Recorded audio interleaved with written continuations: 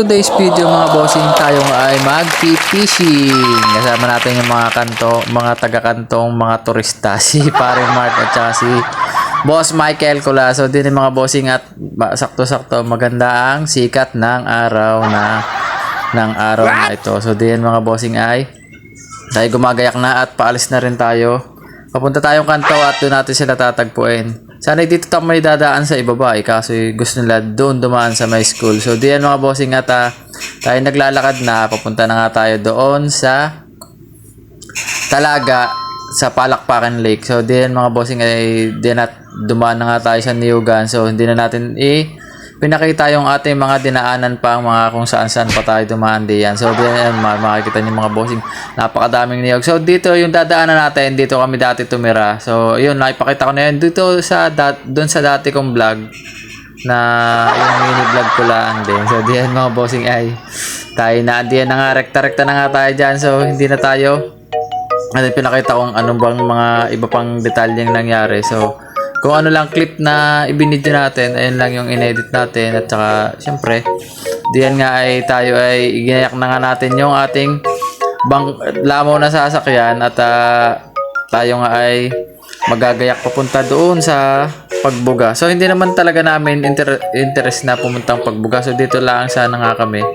Kaso wala nga kaming mga pwestong maganda din at masyado mainit. So diyan nga mga bossing ay tayo magluluto muna ng ating pagkain. At para mamaya pagbalik natin galing doon sa kabilang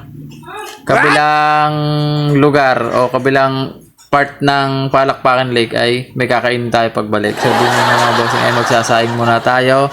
Magluluto muna tayo ng ulam na corned beef dahil wala pa tayong huli na isda. So diyan ay yun, yung dalawa si Paring Mark at saka si Boss Kulas nga ay ayan nga, nagdidikit na nga ng apoy.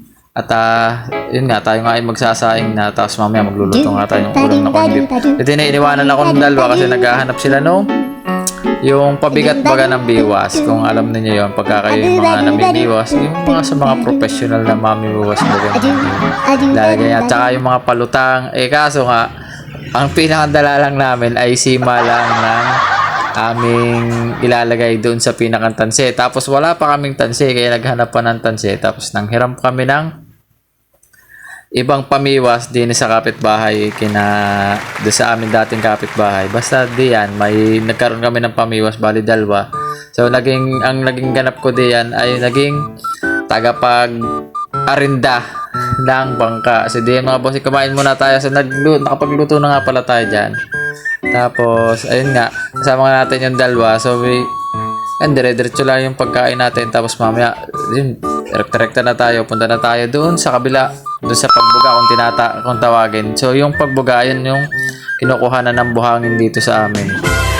So, diyan nga ay medyo mahaba tong clip na to. Kaya yung kain-kain muna kami din Tapos, may mga pusa dyan na extra na nilalapitan yung ating ulam. Kasi, siyempre, naamoy yung pambit na baon ni Mark. So, dili ako boss. Ayun, naghukay pa kami din ng bulate. So, ayan makikita ninyo. Yan, ang ating naging pain doon sa panghuhuli atin ng isda. So, ang nahuli natin dyan, yung may mga dumadami kasi dyan yung flower horn So, ang nahuli natin dyan, yung mga pulang flower horn. So, papakita naman natin dyan sa video yan. Yung mga nahuli natin. Tapos, ayan nga.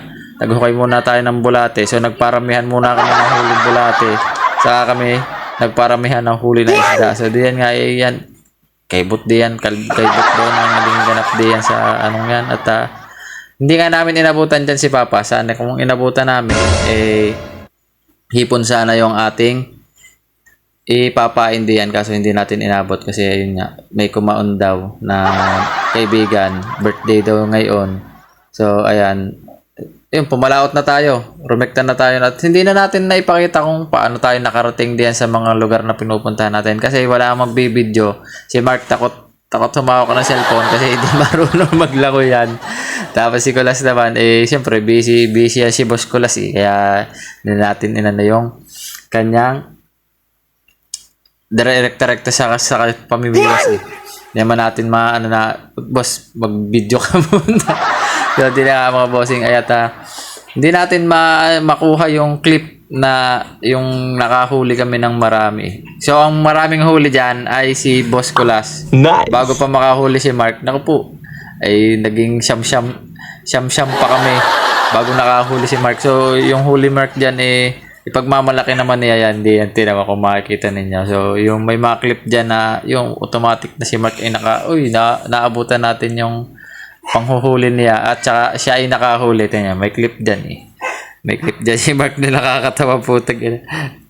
So, dito mga bossing. Ayan nga at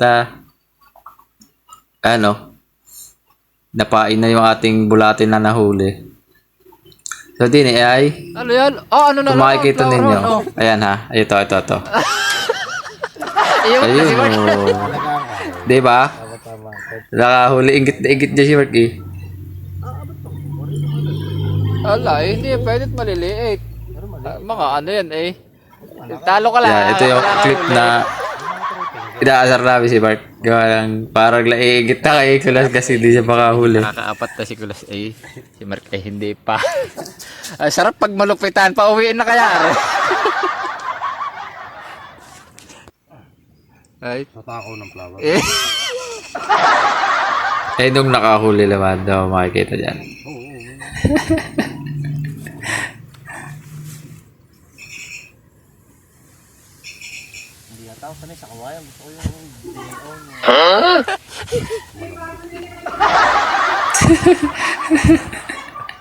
Ilip na.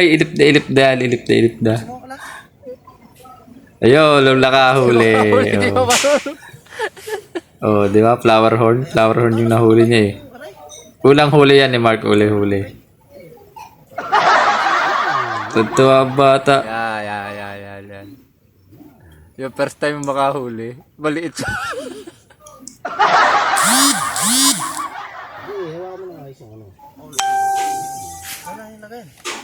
Pwede. Tama pa na? Para tama na nakahuli.